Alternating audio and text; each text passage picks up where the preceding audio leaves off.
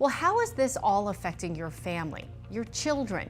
Talking with your kids about war is never really an easy conversation. The images are very tough to see, and all of the uncertainty of what happens next can cause anxiety for all of us, but especially for young people. Team 12's Josh Sanders takes us inside a Valley classroom to hear from students about the conflict and spoke with an expert about tips for parents discussing war with their kids.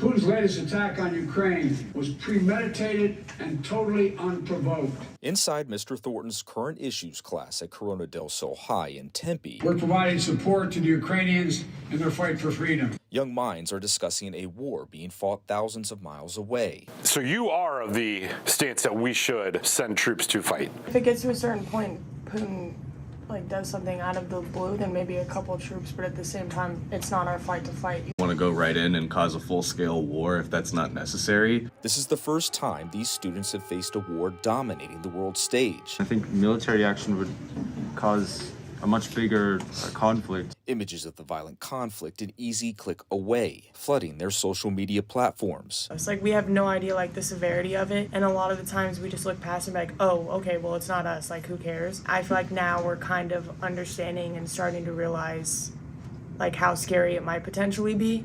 The uncertainty may cause anxiety and fear in both young and older children. It's connecting the dots to where they can really see it on their level. Katrina Harrell is a pediatric counselor specializing in trauma and says there are several factors to consider when talking about war with smaller children, starting with checking ourselves. We want to make sure that what we're feeling, we don't project that on our children.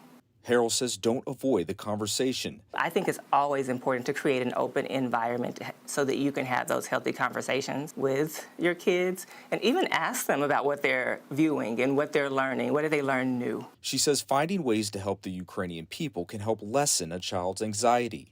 I like my coloring book. Maybe they would like to have a coloring book just like me. It's that common ground and those open conversations like in Mr. Thornton's class that Harrell says helps children find their voice and sometimes find their purpose to end future conflicts. Josh Sanders, 12 News. Josh, thanks.